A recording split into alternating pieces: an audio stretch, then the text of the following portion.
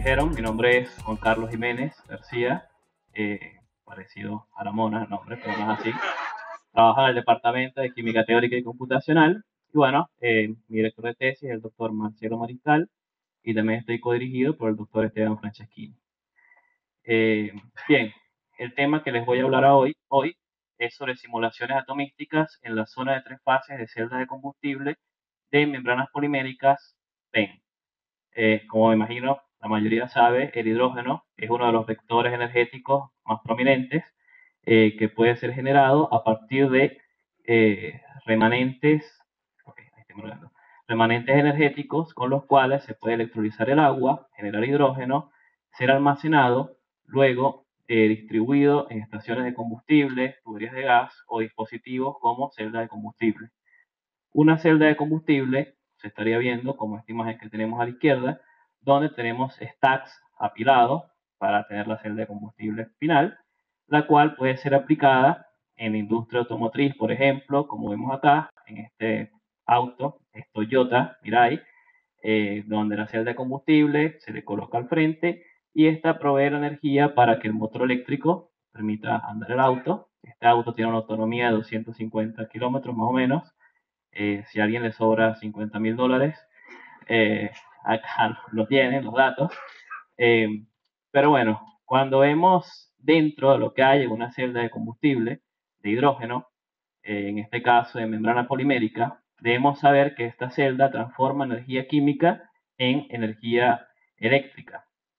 Y acá podemos ver en esta figura, en este esquema, algunos de los componentes más importantes de la celda, como sería la membrana electrolítica, que está compuesta por un polímero. En este caso, el más usual es el nafion, el cual es un polímero perfluorosulfonado con una parte hidrofóbica y una parte hidrofílica, que se encarga de transportar los protones desde el ánodo hacia el cátodo.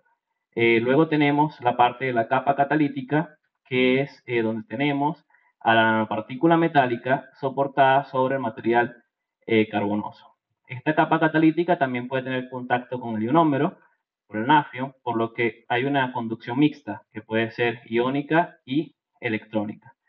Ahora bien, la celda de combustible es una tecnología madura, se puede decir así, pero hay algunos aspectos en la operatividad de la celda de combustible que son difíciles de acceder desde un punto de vista experimental. Me refiero a separar parámetros e irlos elucidando cada uno cómo afectan en sí al corazón de la celda de combustible. Por ejemplo, si aumento la temperatura, esto va a modificar algunas cosas en toda la celda o en la región que vamos a hablar ahora de la zona de tres fases.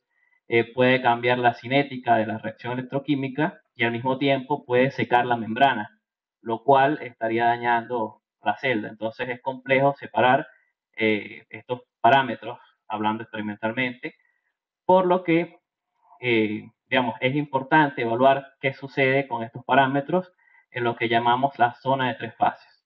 La zona de tres fases vendría a ser una zona donde tenemos el nafion, que actúa como la parte líquida del electrolito, la parte sólida vendría a ser el catalizador y la parte gaseosa, el combustible. En esa zona interactúan estos componentes y se llevan a cabo las reacciones electroquímicas. Es por eso que esta zona es muy importante, digamos, para la celda de combustible, ya que la performance, el rendimiento y la actividad catalítica depende de lo que pase ahí. Es por eso que es interesante empezar a desglosar los diferentes parámetros que pueden afectar eh, esta zona, digamos, eh, parámetros relacionados con la actividad catalítica. En esta primera fase de la investigación, empezamos por lo más simple, que era evaluar el área electroquímicamente expuesta de la nanopartícula desde un punto de vista teórico, ya que las aproximaciones teóricas existentes con las cuales se comparan la parte experimental se basaban en un modelo esférico, el cual, como pueden ver acá en la imagen, sobreestima los átomos de superficie y bueno, por supuesto no está bien, digamos, comparar un área experimental con una esfera, digamos. En este trabajo lo que hicimos fue tomar en cuenta condiciones de temperatura, diferentes geometrías de la nanopartícula, diferentes tamaños, para generar un modelo basado en el plano cristalino de la nanopartícula que pudiéramos comparar con mediciones experimentales. Este modelo, digamos, coincidía con estas mediciones experimentales Y bueno, sería una base para pasar luego a un modelo más complejo en el cual ya tenemos el resto de la zona de tres fases, que sería el nafio, los hidronios, el agua, las moléculas de agua. Sería un modelo en el cual estamos buscando un detalle atomístico de lo que pasa en esta zona. Ahora bien, en este trabajo básicamente lo que nos enfocamos es estudiar el efecto del contenido del nafio y el nivel de hidratación sobre lo que sería el área electroquímicamente expuesta de la nanopartícula en esta región. Para eso, para hacer este análisis, usamos el modelado computacional y la actividad experimental, de manera de articular, digamos, tanto la teoría como los experimentos. En el modelado computacional usamos el método de dinámica molecular que permite evaluar la evolución temporal del sistema de una manera clásica, tomando en cuenta la segunda ecuación de movimiento de Newton. Para eso ya les voy a contar un poco cómo es la metodología. En la parte experimental usamos la voltamperometría cíclica para determinar el área electroquímicamente expuesta de la nanopartícula en diferentes contenidos de nafio, en diferentes niveles de hidratación. En el modelado computacional, bueno, el software que usamos es LAMMPS, algunos lo conocerán, si no lo conocen, ya está. Es un software de dinámica molecular.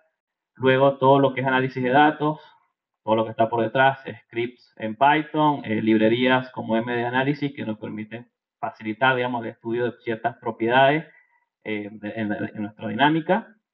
Luego, lo que hemos estado usando para la simulación, el clúster de Serafin, una GPU, que sería una tarjeta gráfica que nos permite acelerar los gráficos. Y esto, digamos, es importante porque estamos hablando de simulaciones con 200.000 átomos aproximadamente. Acá podemos ver un poco la diferencia, lo que sería si corro en un nodo de Serafin, nada más, y si corro en una GPU o una computadora normal, 2 nanosegundos por día. Si hablamos de más nodos, esto me habla que puedo hacer más nanosegundos en la simulación, lo cual obviamente nos facilita el trabajo porque tenemos más simulaciones que evaluar. Bien, en cuanto al modelado de nuestro sistema, lo que hicimos fue primero modelar una membrana de nafio hidratada, por supuesto, empleando los potenciales que vemos acá, que son clave para poder describir las propiedades de esta membrana. Una vez simulada, digamos, esta membrana, la depositamos sobre la nanopartícula que se encuentra soportada sobre el material carbonoso, en este caso grafeno, y luego empleamos estos potenciales que tenemos acá, que nos permiten describir las interacciones de nuestro sistema. Cada uno de estos potenciales fueron validados previamente antes de usarlo acá, digamos. Todo esto llevó un trabajo previo para ir parametrizando, por decirlo así, nuestra simulación final, como vemos acá. Usamos un ensamble NBT de 350 Kelvin, 5 nanosegundos. Y bueno, algunos análisis estructurales fueron realizados con la función de distribución radial, que es una función que permite determinar la probabilidad a la cual se encuentra otra partícula a una distancia dada. Esta puede ser, digamos, vertida en un histograma en el cual podemos observar las propiedades que tiene estructurales nuestro sistema. Podemos saber, digamos, si estamos en un sistema líquido, sólido o gaseoso. Un sistema sólido veríamos picos más discretos. Un sistema líquido veríamos un pico característico al comienzo que nos estaría indicando la primera esfera de coordinación de nuestra molécula. Y luego, si tenemos un sistema más gaseoso, vemos un pico más ancho que indica moléculas desordenadas. Acá podemos ver un poco un ejemplo cómo sería un pico para la molécula de agua. Este primer pico sería la primera esfera de coordinación. Bien, en el análisis dinámico, que vamos a ver más adelante, que es importante para evaluar la difusión del agua, usamos el desplazamiento cuadrático medio, que nos permite evaluar la difusión de las moléculas, tomando en cuenta los movimientos brownianos, movimientos aleatorios, perdón, del agua. De acá sacamos el coeficiente de difusión de nuestras simulaciones. Pero de nuevo, siempre comparando con la parte experimental, primero nos vamos a la literatura y vemos cuál es el coeficiente de difusión del agua y a partir de ahí escogemos nuestro modelo teórico del agua que nos permita describir el coeficiente de difusión del agua bulk. el cual, bueno, vamos a ver que en este trabajo lo vamos a expresar por los tiempos de simulación y la distancia en Armstrong al cuadrado sobre pico sobre segundo. Bueno, y en la parte experimental, lo que hicimos fue preparar una tinta catalítica con una capa catalítica delgada. Ya vamos a ver por qué es importante recalcar esto, con diferentes cantidades de nafio, de manera de simular que estamos incrementando, digamos, el contenido de nafio en este sistema. Ya lo vamos a ver más adelante. Depositamos esta tinta sobre el electrodo y luego, por tamperometría cíclica, lo que hacemos es tomar en cuenta las cargas de hidrógeno absorbidos sobre la superficie metálica y tomamos la relación de una carga específica de una monocapa de hidrógeno absorbida sobre el platino. De esa manera podemos conocer el área electroquímicamente expuesta de la nanopartícula de forma experimental. Ahora bien, entrando a lo que serían los resultados, eh, acá les muestro lo que sería la foto final, digamos, de la simulación, donde tenemos varios sistemas, donde, como les dije, variamos el contenido de nafio y el nivel de hidratación. La nanopartícula sería esto que se ve acá en azul, el polímero sería lo que se ve en verde, eh, acá en rojo sería el agua y lo que vemos en amarillo son los grupos sulfonados. Entonces vemos que cuando incrementamos el contenido de nafio, tenemos grupos sulfonados que interaccionan fuertemente con la nanopartícula. Lo que hacen es, digamos, estarían alrededor de la nanopartícula, incrementa la cantidad de polímero alrededor de la nanopartícula cuando aumenta el contenido de nafio.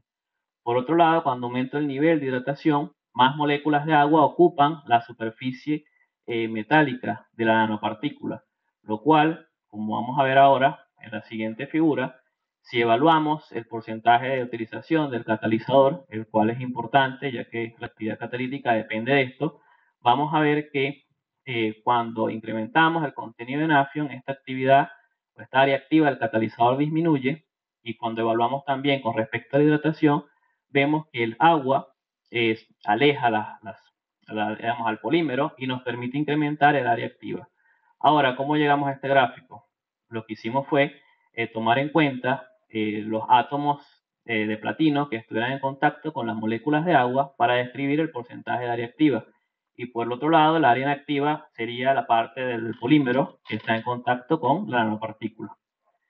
Bien, ahora si vemos en esta figura 3 cómo sería la región interfacial alrededor de esa nanopartícula a 10 angstroms, podemos ver cómo este polímero, digamos, estaría casi totalmente sobre la nanopartícula cuando hablamos a altos niveles del contenido de nafio. Y vemos acá, a niveles de hidratación alto, cómo más las moléculas de agua están alrededor de la nanopartícula empujando esta cadena de polimérica. Ahora bien, si comparamos esto que vimos en la simulación con los resultados experimentales, nos damos cuenta que en la parte experimental los picos de absorción y desorción de hidrógeno van perdiendo resolución a medida que aumenta el contenido de nafio, lo cual coincide con nuestra parte teórica, como vemos acá en esta figura, en el cual cuando estoy incrementando el contenido de nafio se va perdiendo el porcentaje de área activa de la nanopartícula. Esto lo vamos a esquematizar ahora de la siguiente manera. Les comenté que el trabajo que hicimos fue con una capa catalítica delgada. Es por eso que en una capa catalítica delgada se observa que cuando incrementamos el nafio, este va a bloquear los sitios activos de la nanopartícula. Ahora bien, hay muchos trabajos en la literatura que hablan sobre el contenido óptimo de nafio. Es por eso, digamos, el sentido de este trabajo también. Para encontrar el contenido óptimo de nafio, tenemos que tomar en cuenta muchos parámetros, no solamente incrementar el contenido de nafio, sino que también la capa catalítica, porque cuando hablamos de una capa catalítica gruesa, vamos a encontrar esto en el cual al incrementar el contenido de nafio vamos a encontrar un máximo, y eso se debe a que cuando tengo una mayor capa catalítica necesito más nafio para encontrar a estas nanopartículas metálicas y añadirlas a lo que sería la zona de tres fases, donde ocurren las reacciones. Es por eso entonces que debemos tomar en cuenta la capa catalítica cuando queremos encontrar el contenido óptimo de nafio, el cual es importante, digamos, para la función de la celda. Ahora bien, en cuanto al comportamiento del agua, fue algo que también estuvimos analizando a diferentes niveles de hidratación, como vemos acá, y vemos que a niveles de hidratación bajo, los clústeres de agua, que vendrían a ser las conexiones, los canales que se forman con el agua, están más desconectados a niveles de hidratación bajo. A altos niveles de hidratación, como vemos en esta figura, tenemos que se forman canales de agua que están conectados dentro de la membrana y sobre la nanopartícula. Cabe mencionar que en esta figura 5 está la membrana, solo que la saco para que se pueda apreciar bien, digamos, el agua, que es esto que está en celeste, y cómo están formados los canales. Acá, en los canales, describen, digamos, una estructura experimental, digamos, según la literatura, y algunos trabajos en los que se evalúa solamente la membrana. Eh, Bien, como vimos que el agua juega un papel importante en lo que es todo este sistema de la zona de tres fases, empezamos a trabajar, estoy terminando, en un sistema hidratado en el cual empezamos a evaluar las diferentes regiones del agua, como vemos acá, eh, y compararlos con un sistema donde no tenemos nafion y donde no tenemos la nanopartícula. Y vemos que realmente es importante considerar el efecto de la nanopartícula y del nafion para evaluar el coeficiente de difusión del agua. Digamos, esta parte está en progreso todavía, pero el plan es evaluar estos sistemas con diferentes cantidades de nafion, e ir viendo cómo se comporta el agua en este tipo de sistemas, además de evaluar con diferentes soportes, como vamos a ver. En la parte estructural, digamos, de análisis estructural, cuando hablamos que disminuye el coeficiente de difusión, esto se debe a un ordenamiento del agua, una estructuración del agua, como vemos acá, en este gráfico que les hablé al principio, en el cual podemos ver algunos picos en la región interfacial de 10 angstrom alrededor de la nanopartícula. Tenemos un agua más estructurada cerca de la nanopartícula. Actualmente, bueno, para ir cerrando, como les dije, estamos trabajando con diferentes materiales carbonosos, en este caso un carbono mesoporoso ordenado, donde tenemos nanoesferas de carbono, tenemos a la nanopartícula metálica, que la estamos soportando acá, vamos a probar con diferentes cantidades de nafium, y con diferentes niveles de hidratación también, para ir evaluando cómo sería el coeficiente de difusión del agua, entre otras cosas. También planeamos luego añadir algunas moléculas de hidrógeno o de oxígeno para ir viendo cómo sería la permeación sobre la nanopartícula, entre otras cosas.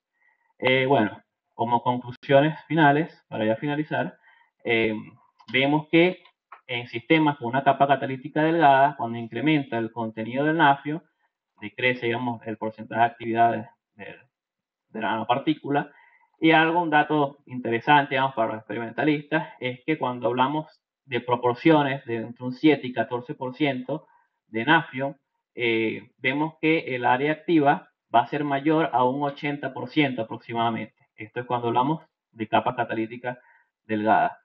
Por otro lado, llegamos a decir con este trabajo que la capa catalítica es la que juega el rol en este tipo de sistemas en el cual se observa que al aumentar el contenido de nafion se observa un máximo. Y en cuanto al comportamiento del agua, vemos que a niveles de hidratación alto en este tipo de simulaciones podemos ver cómo se forman estos canales que son característicos de los análisis experimentales. Lo mismo sería acá en esta parte final, donde vemos que a partir de un análisis segmentado del agua en estos sistemas, está bueno, digamos, que atomísticamente en las simulaciones podemos ir viendo cómo se comportan las diferentes capas de agua en este sistema. Así que bueno, eso sería todo, los agradecimientos finales. Y bueno, acá no hay playa en esta presentación.